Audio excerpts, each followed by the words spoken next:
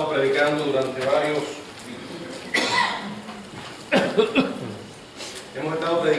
varios domingos acerca del Sermón del Monte, que abarca, como ustedes conocen, los capítulos 5, 6 y 7 del Evangelio de Mateo.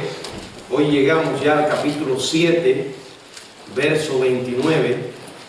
O sea, el pasaje abarca hasta el verso 29, pero es el pasaje que está en el verso del 24 al 29, que quiero leerlo nuevamente. Cualquiera pues que me oye estas palabras y las hace, le compararé a un hombre prudente que edificó su casa sobre la roca.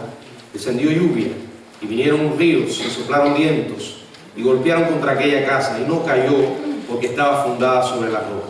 Pero cualquiera que me oye estas palabras y no las hace, le compararé a un hombre insensato que edificó su casa sobre la arena.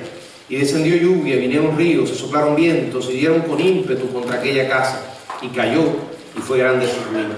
Y cuando terminó Jesús estas palabras, la gente se admiraba de su doctrina, porque les enseñaba como quien tiene autoridad, no como los escribe. El mensaje de esta mañana lo hemos titulado El secreto de una vida que no se hunde. Hoy terminamos la serie, y a partir del próximo domingo comenzaremos una serie que se va a extender durante un año aproximadamente. Vamos a ver si ustedes me aguantan, porque es sobre el libro de Apocalipsis. Yo sé que es un libro difícil, ya algunas personas me han aconsejado, pero yo he dicho que tengo que hacer lo que Dios ha puesto en mi corazón. Así que estaremos predicando durante un año sobre el libro de Apocalipsis.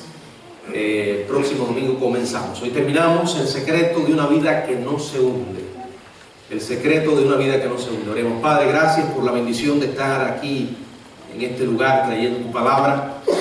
En tus manos nos ponemos, Señor, y te suplicamos que tú nos guíes, Señor. Danos tu poder en el nombre de Jesús. Amén.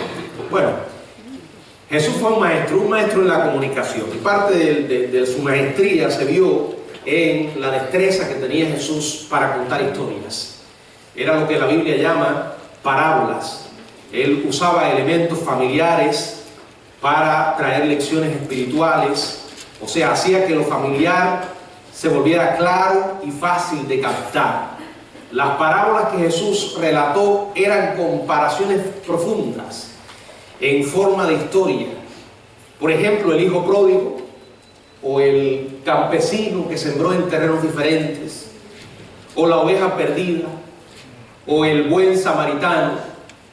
Todas son historias maravillosas.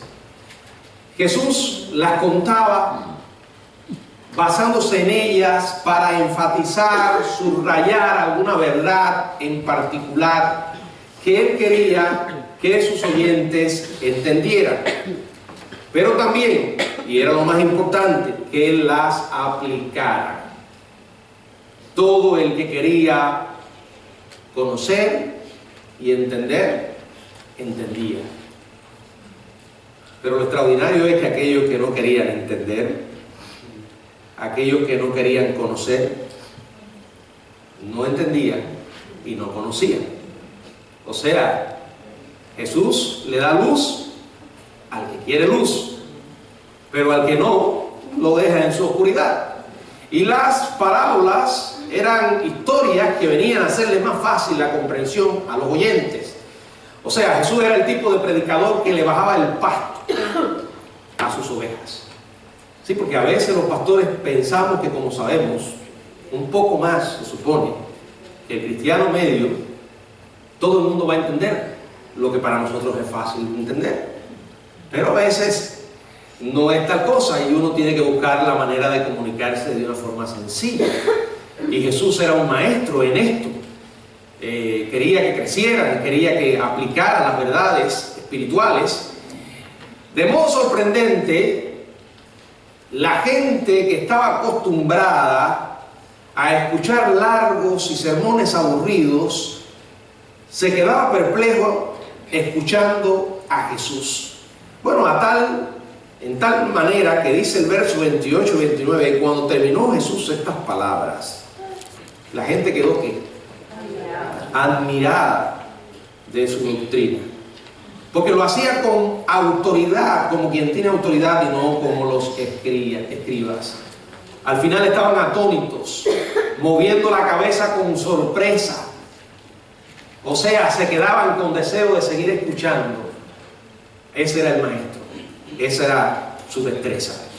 Y aunque la historia que Jesús usó como conclusión es algo familiar para muchos, quisiera, amados hermanos, alentarles a que se acerquen a ella como si fuera por primera vez.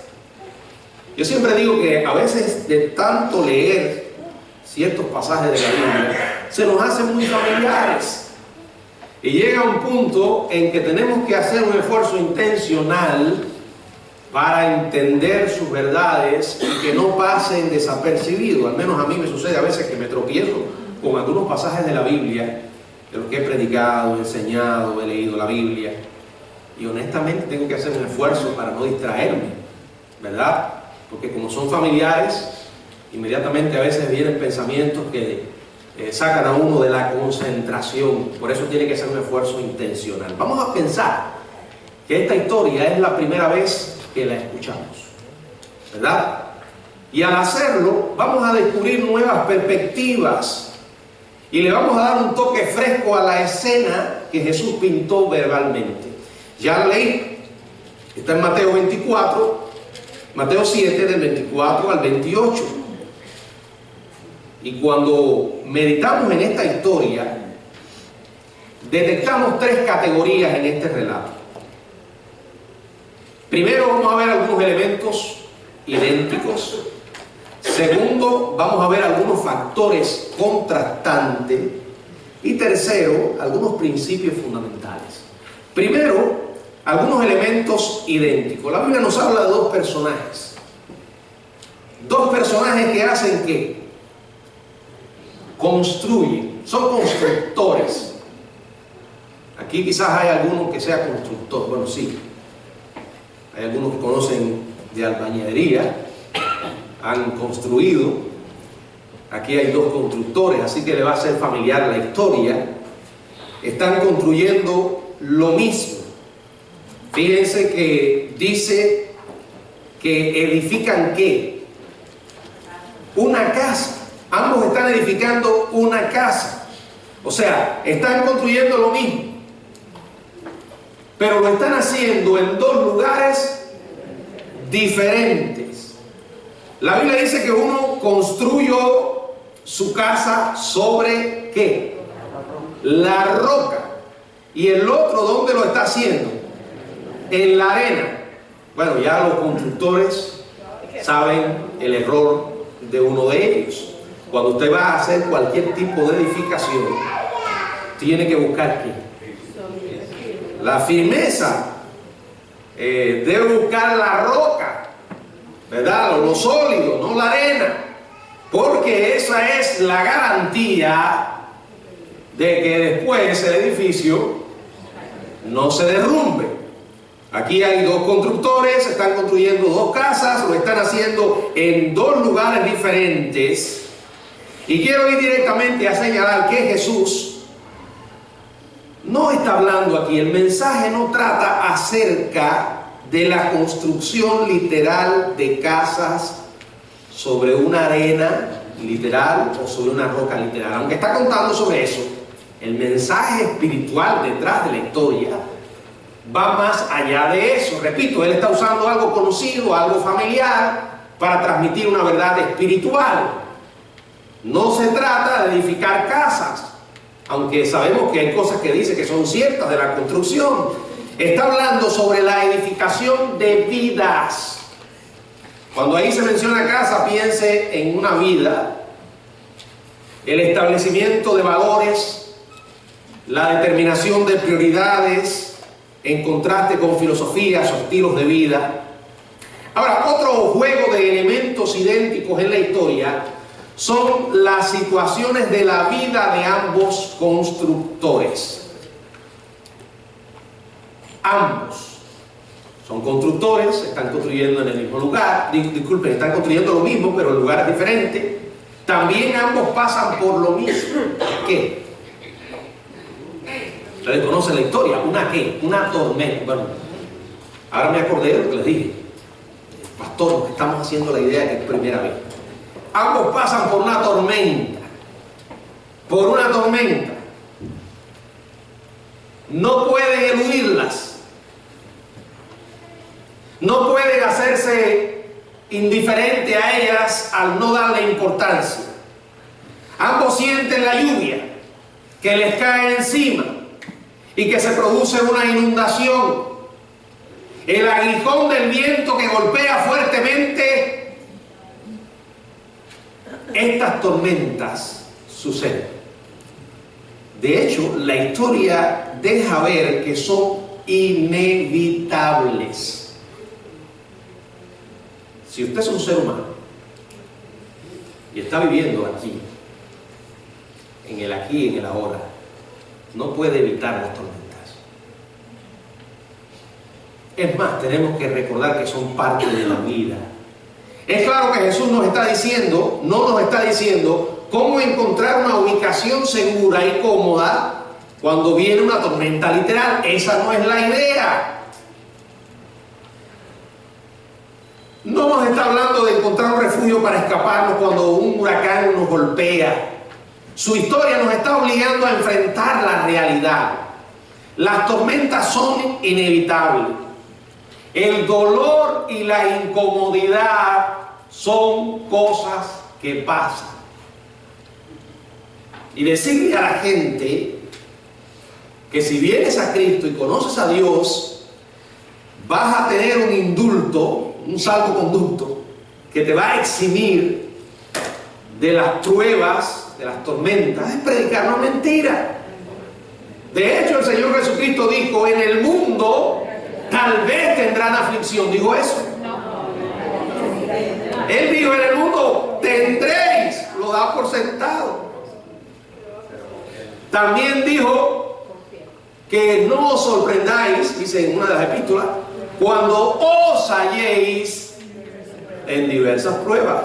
O sea, se da por sentado que en ocasiones el clima de nuestra vida va a comenzar a nublarse, empezarán los truenos y se va a desatar la lluvia torrencial.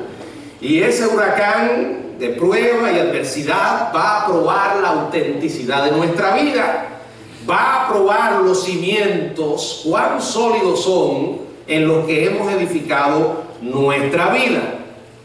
Segunda categoría que vemos aquí son factores contrastantes. Los dos constructores están edificando casas idénticas. La misma tormenta los golpea con furia similar en ambos casos. Pero los constructores mismos son dos tipos de hombres totalmente diferentes. Construyen sus casas de manera totalmente distinta. Uno sabiamente decide edificar sobre la roca. El otro, no tan sabio, neciamente, decide edificar sobre la arena. Yo sé que aquellos que conocen de construcción y los que no saben estarán pensando, pero qué tontería la de este tipo. ¿A quién se le ocurre hacer una casa sobre la arena? No se sorprenda, mucha gente está edificando su vida sobre la arena. ¿Y por qué nos sorprendemos cuando hablamos de construcción literal y no nos sorprendemos cuando hablamos de la manera como la gente está llevando sus vidas hoy? De espaldas a Dios, viviendo neciamente, como dice la Biblia, dijo el necio en su corazón, no hay Dios. Y entonces construyen su casa sobre arena. El primer constructor es el tipo de hombre que hace algo más que oír lo que Jesús dice. Porque cuando hablamos de edificar sobre la roca sabemos quién es. Ahorita lo voy a decir, sabemos que es Jesús, pero lo voy a decir por la Biblia. Pero no se trata solo de conocer a Jesús. Mucha gente conoce a Dios, sabe de Jesús. Hay gente que sabe que Jesús es el Salvador. Tienen toda la información teológica correcta, pero se quedan ahí. Algo parecido a los demonios. Los demonios tienen una teología ortodoxa. De hecho, creen que Dios es uno. Creen que Jesucristo es el Santo de Dios. Saben quién es Él. Tiemblan, dice Santiago, pero no pasan de ahí, ¿verdad? No tienen oportunidad de arrepentimiento porque no eligieron vivir de espaldas a Dios, en rebeldía. Y así hay gente que tiene mucho conocimiento, pero la información no pasa de la mente al corazón. El edificar sobre la roca es algo más que saber de Jesús, que oír de Jesús. Fíjense que el énfasis está: cualquiera que me oye estas palabras, ¿y qué? Y las hace. Y en el verso 26, cualquiera que me oye estas palabras, ¿y qué? No las hace.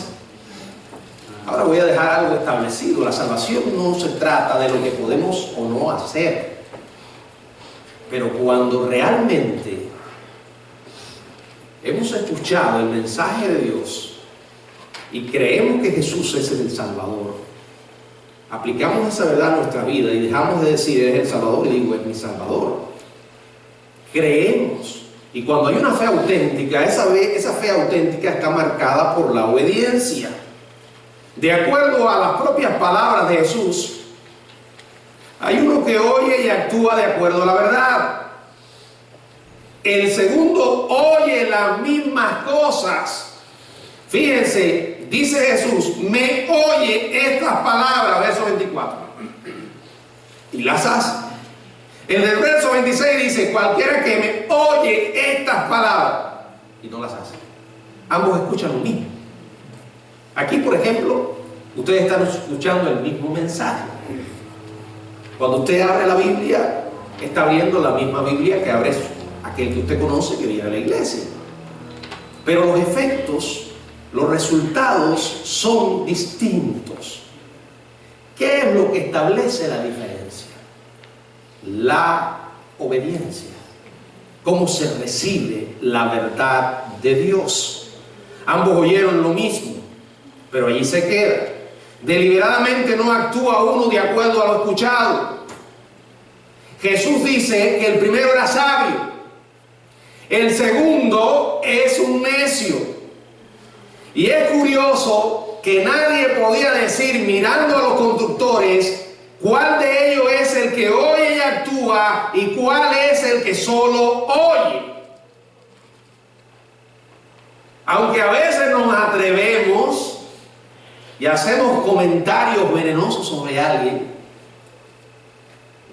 y decimos, a mí me parece que fulano, ese no es cristiano. Todos hemos cometido ese pecado, sobre todo si ese fulano o esa fulana hizo algo que nos molestó, ¿verdad? Estamos especulando. Por sus frutos los conoceréis. Sí, pero recuerden siempre que podemos equivocarnos. Ahora, ¿qué hace falta para demostrar o ver la diferencia? ¿Qué hubo? ¿Qué hizo falta? Una tormenta. La tormenta fue la que aclaró todas las cosas. Se supo quién era el sabio y quién era el necio. Un segundo contraste en la historia es elocuente: el resultado final de las dos casas. Una que se derrumbó, la otra no.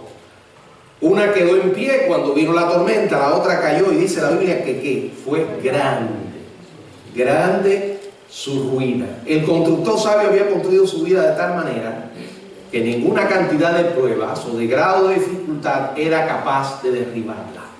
No importa lo intenso de la tormenta, no importa lo enfurecido de los vientos, la casa permaneció. ¿Por qué? Aquí dice la Biblia, estaba edificada sobre la roca. No hace falta ir a un curso de teología para saber quién es la roca. Cristo es la roca. El constructor sabio se había vuelto a Jesús, había ido a Él con una fe sencilla, de acuerdo a la verdad que Él había enseñado, y había construido su vida sobre esos principios. Y eso fue lo que le dio un fundamento sólido, seguro, a diferencia del otro que había construido neciamente su casa sobre la arena. La Biblia dice en el Evangelio de Mateo, en el capítulo 21, verso 42, quiero que leamos allí lo que dice la palabra. Jesús le dijo, ¿nunca leíste en la Escritura La piedra que desecharon los edificadores, los constructores, ha venido a ser cabeza del ángulo, y el Señor ha hecho esto y es cosa maravillosa a nuestros ojos. En el libro de los Hechos, en el capítulo 4, verso 11, también la palabra de Dios dice al respecto, Hechos 4:11. Este Jesús es la piedra reprobada por vosotros los edificadores. O sea, la piedra que ustedes, los constructores, han desechado es la piedra principal de la construcción del edificio. Primera a los Corintios, capítulo 10, verso 4. También leemos lo que dice la Biblia. Primera a los Corintios, capítulo 10, verso 4. Y todos bebieron la misma bebida espiritual, porque bebían de la roca espiritual que los seguía, y la roca era Cristo. Ahora, la tercera categoría que descubrimos en esta historia son algunos principios fundamentales. Percibo dos que son permanentes, que son básicos, y quiero dejárselos ahora, rápidamente. Si alguien se limita a oír o leer la verdad, no está preparado para las tormentas de la vida. ¿Escucharon? Es bueno oír, porque la fe viene por el oír. Es bueno leer la verdad, pero no se puede quedar en eso. Oh pastor, pero ¿quién puede obedecer todo lo que dice la Biblia a la perfección? Bueno, el Señor no está buscando de nosotros eso. Entonces, ¿qué? Un corazón humilde, que tenga una actitud de obediencia. Aquel que sabe quién es el que habla y la autoridad que tiene, aquel que sabe la responsabilidad que tiene con lo que escucha y con lo que lee, aquel que todos los días pide al Señor poder para obedecer, aquel que está consciente de sus debilidades, de sus pecados, y habla con Dios acerca de ellos y le pide al Señor fuerzas para obedecer, aquel que toma decisiones radicales porque sabe que si no las toma seguirá cayendo una y otra vez en el mismo pecado. ¿Falla? Sí, pero no se queda en el suelo, se levanta y sigue. Cuando Dios dice algo, reconoce que es verdad y le pide a Dios acerca de ella. Eso es tener un corazón obediente. En esta era de información es fácil que nos fascinemos con más y más palabras, interesados en conceptos intrigantes y en hacer que el proceso de reunir los datos sea un fin en sí mismo, más que un camino para actuar de acuerdo con la verdad que se presenta. Hoy estamos saturados de información. La tecnología es una bendición, pero también es una responsabilidad grande. Hoy en día usted puede tener todo tipo de Biblia en su computadora. Usted puede tener las bibliotecas más grandes del mundo a la distancia de un clic del ratón de la computadora. Ahí está, toda esa información. Y no la computadora, puede andar con ella en el teléfono celular. Cualquier cosa que quiera saber lo busca, acerca de cualquier tema, y en especial acerca de la fe. Se le olvidó un versículo bíblico y se acuerda de 2 o 3 palabras, la escribe ahí en Google y enseguida le sale dónde está. Todo es muy fácil, mucha información, pero poca obediencia. Nos convertimos en teólogos y se nos olvida la obediencia. El constructor necio oyó todo lo que oyó el sabio. La única diferencia fue su negativa en hacer algo al respecto. Poco sorprende que Jesús, con frecuencia en sus observaciones, él enfatizara estas palabras: el que tiene oídos para oír, oiga. No está hablando de oídos físicos, está hablando de oídos espirituales. ¿Y cómo yo puedo saber si yo tengo oídos para oír? Bueno, si lo que estás leyendo tiene sentido para ti, si ves que Dios te da una luz para comprender, si sabes de qué se trata, tiene oídos para oír. Pero dice la palabra, oye. No todo el mundo tiene oídos para oír. Hay aquellos que pueden leerse la Biblia de tapa a tapa y no les dice nada. escuchar sin la intención de actuar, leer sin interés en reaccionar, es pasar por alto el gran propósito que tuvo Jesús en el Sermón del Monte. La verdad divina no nos es dada solo para satisfacer una curiosidad ociosa, sino para cambiar vidas. No para mecernos hasta que nos durmamos en la iglesia, sino equiparnos para el día de hoy y prepararnos para la eternidad. Tenemos que tener mucho cuidado en querer saber por saber, porque eso implica responsabilidad. Por eso dice Santiago: no os hagáis maestros muchos de vosotros, sabiendo que recibiréis mayor condenación. Mientras más luz, más responsabilidad. No estoy diciendo ahora que usted diga: no, yo no voy a estudiar la Biblia, no, porque yo no estudia. Conoce. Pero siempre hay la gran pregunta: ¿qué debo hacer al respecto? ¿Qué ajustes son necesarios? Estemos seguros de que hemos actuado de acuerdo a la verdad y no solamente hemos oído palabras coloridas e interactuado con conceptos que estimulan mentalmente. Quiero que veamos Mateo capítulo 12, verso 50, Mateo 12, 50. Dice la Biblia: porque todo el que hace la voluntad de mi Padre que está en los cielos, este es mi Padre, este es mi hermano y hermana y madre. Hace el énfasis, está en qué? En la obediencia. En Juan capítulo 14, verso 15, que dijo el Señor: si me amáis, guardad mis mandamientos. En Juan 14, verso 23, respondió Jesús y les dijo: el que me ama, mi palabra guardará. Mi Padre le amará y vendremos a él y haremos morada con él. Si nuestro fundamento es seguro, ninguna tormenta provocará que nuestra vida se derrumbe. Ahora, por cierto, usted no se prepara para las tormentas cuando llegan. Usted no haga lo que hago yo en los huracanes. Claro, todo viene como resultado de algo. Cuando nosotros estábamos en Cuba, podían pasar miles de huracanes, que la gente, los huracanes en Cuba eran una fiesta. No importa, la gente no se traumatizaba. Aquí, el huracán comienza por allá, por las Quimbambas, como así. No empieza a formarse, ya empiezan las noticias asustando a la gente. Y si las miras mucho, te arruinas en esa temporada de huracanes. El pánico cae. Ahora, cuando usted va a un mercado, un supermercado, y se ve eso, la gente. Entonces yo tengo la otra actitud, ¿verdad? Aquí no va a pasar nada. Yo voy a orar para que no pase nada. Bueno, muchas veces el Señor contesta las oraciones, pero otras veces dice: no, esta vez te voy a librar en medio de la tormenta. No te voy a quitar la tormenta. Entonces cuando ya veo que empiezan a caer las lluvias y que mi esposa me dice: oye, hay que hacer algo, y mis hijos también están asustados, y entonces ya a última hora quiero hacer algo. No te puedes.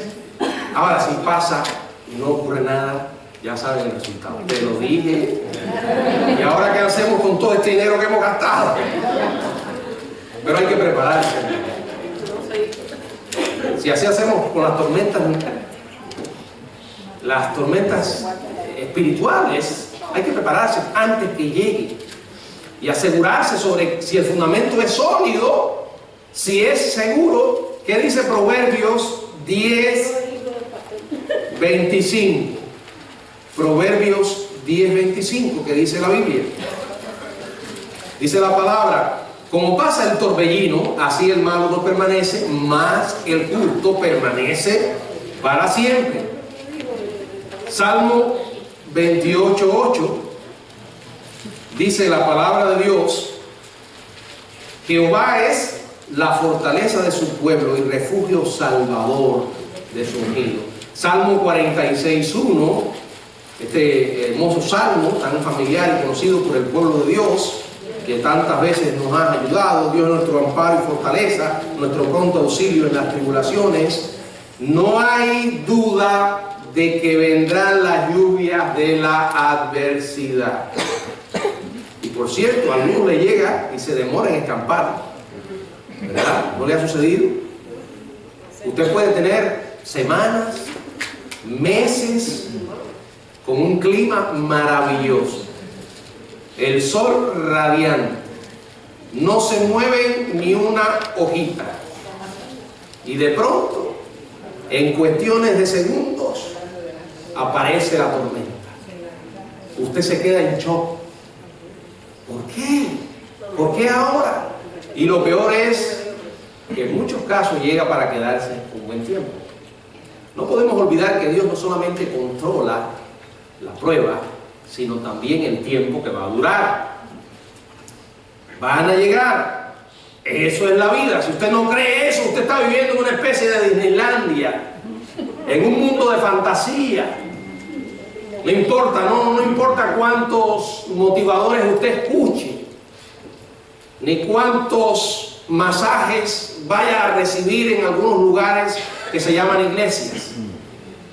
Las tormentas van a llegar. Ah, tú eres un vencedor, un triunfador. El Señor quiere que estés feliz. Eso es mentira. Ah, pero eso me suena extraño, pastor. No, el Señor no quiere nuestra felicidad. No. La felicidad es consecuencia, pero Dios lo que quiere de nosotros es que glorifiquemos su nombre. Ahora, si usted decide glorificar el nombre de Dios en lo bueno y en lo malo, entonces Dios le va a dar ese gozo, que no es simple felicidad, es algo que sale de adentro, y que entonces le puede hacer vivir una vida feliz, pero no según los parámetros que el mundo tiene de lo que es la felicidad.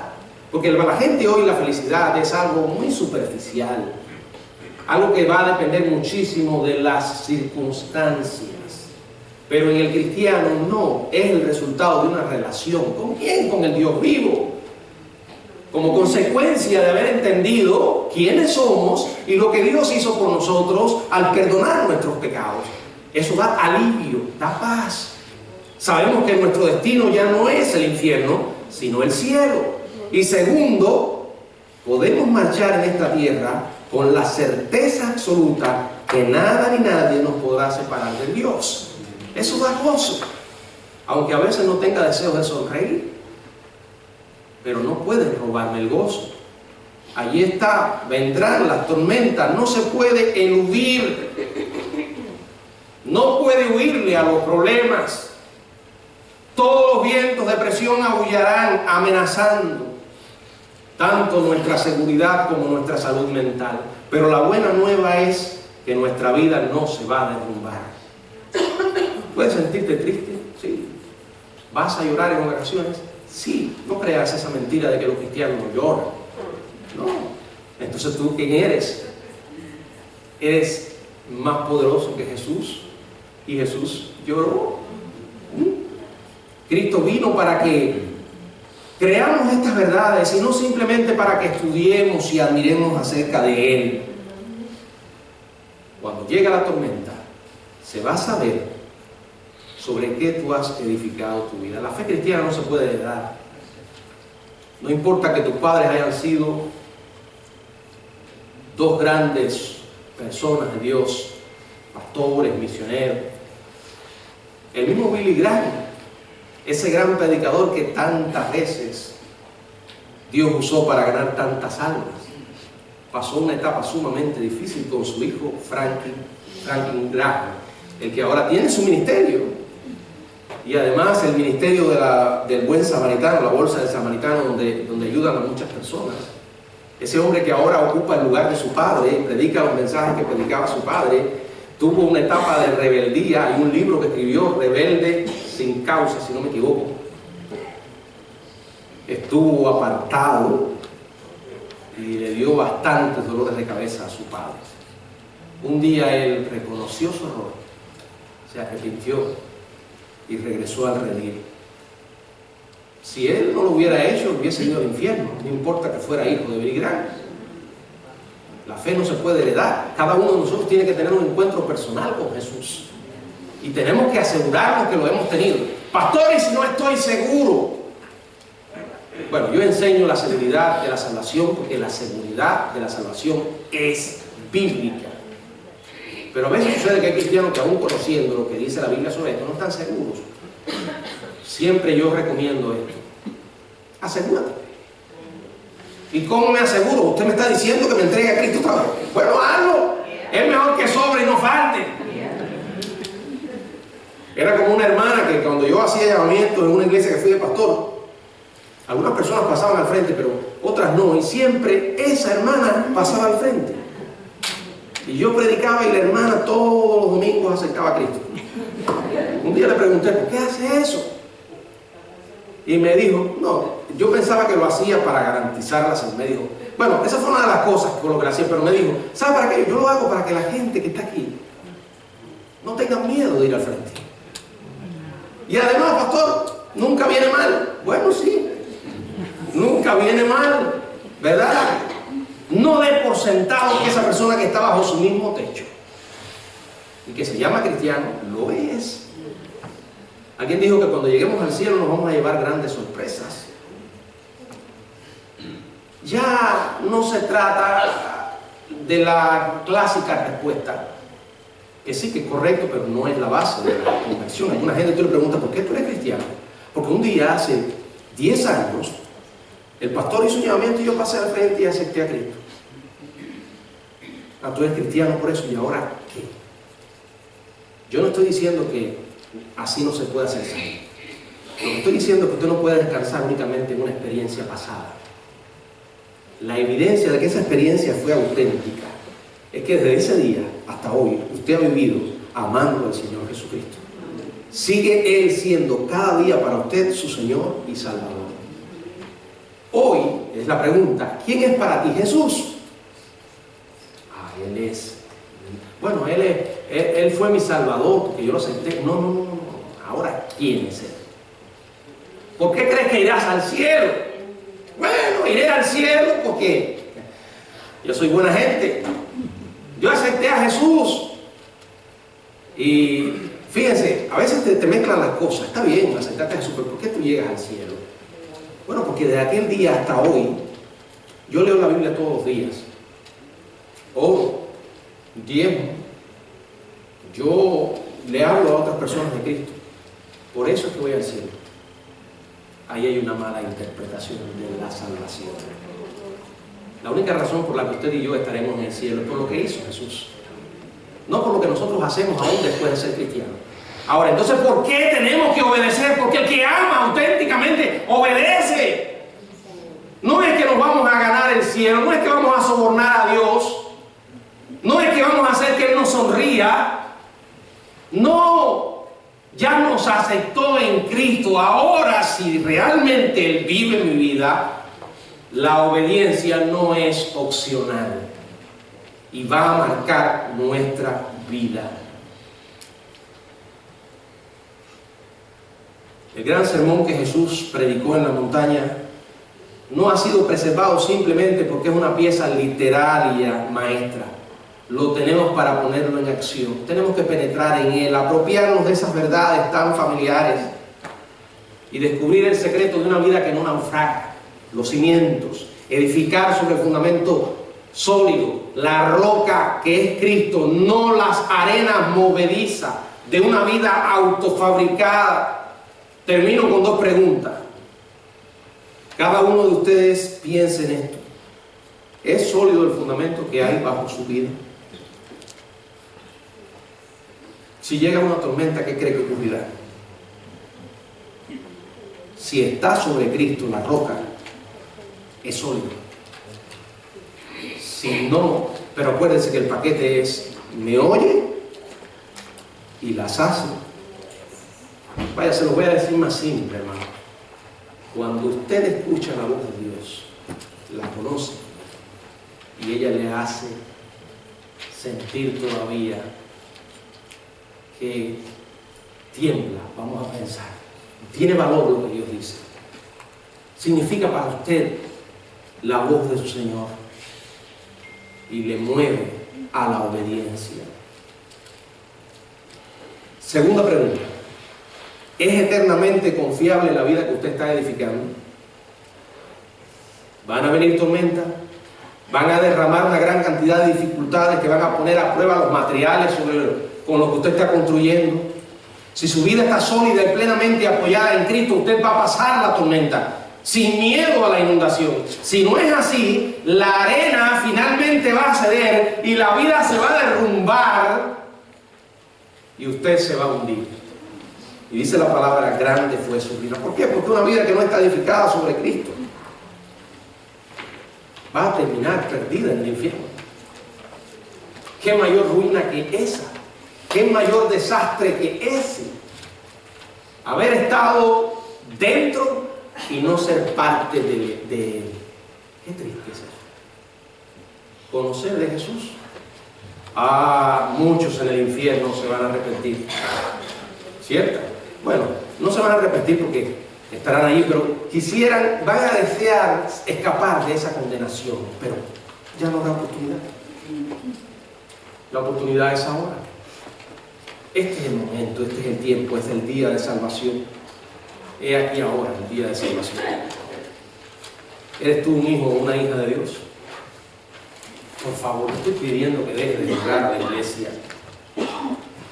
Deja de vivir esa vida tan cómoda que estás viviendo, donde Cristo para ti no pasa de ser un hombre que escucha los domingos de una manera muy especial cuando vienes a la iglesia. Un día se va a probar la autenticidad de tu vida. Ojalá que las tormentas ahora te hagan pensar, y no que de pronto seas arrebatado de este mundo y te enfrentes con el infierno como consecuencia de haber vivido una vida negligente e indiferente a Dios. ¿Quién es Cristo para ti? ¿Es el Señor de tu vida? ¿Es tu Salvador? No puedes divorciar las dos cosas. No hay tal cosa como que hoy yo lo acepto como Salvador y mañana lo aceptaré como Señor. O es Señor de tu vida o no lo es. ¿Qué prioridad tiene Él en las decisiones que tú tomas? ¿Es Cristo tu Señor o alguien que recibe las obras que le das? Sobra de tu tiempo, de tu dinero, de tu vida. ¿Es Cristo alguien que aguanta todo?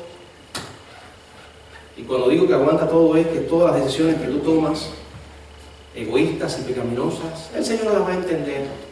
No las va a entender. No. Dios es amor, pero también es justo, santo. Y Dios también se enoja. El próximo domingo vamos a comenzar a estudiar un libro que tiene muchos pasajes, un despliegue tremendo de la ira de Dios sobre el mundo. Hay esperanza y consuelo en ese libro, pero también hay muchos capítulos que lo que nos presentan es un cuadro de la ira de Dios, juzgando a los pecadores. Y lo asombroso es que muchos de ellos van a ver cosas de parte de Dios y dice, y ni aún así se van a arrepentir. Este es tu tiempo, no tienes que llegar tan lejos. Habla con Dios ahí donde estás, pídele perdón por tus pecados y acepta a Jesucristo. No te vas a salvar con bautizarte ni recibir un programa de discipulado, te salvas por creer en Jesús. Lo demás es consecuencia de esa decisión y ayuda a que tu fe crezca. Pídele a Él ahora allí donde estás que perdone tus pecados. Dile que tú crees en Él, que Él murió por ti. Acéptale como tu Salvador. Si lo has hecho, por favor, díselo a alguien. Necesitas crecer. La iglesia tiene programas para ayudarte. Tenemos la escuela dominical, los estudios bíblicos y un programa de discipulado donde hay hermanos que van a ir a tu hogar y te van a enseñar la Biblia. Hermanos que están ocupados, pero deciden apartar un tiempo para enseñarte. Si quieres hacerlo, por favor, habla con nosotros después. Acércate a cualquier hermano. No te vayas de aquí perdiendo la oportunidad. Que el Señor les bendiga. Amén.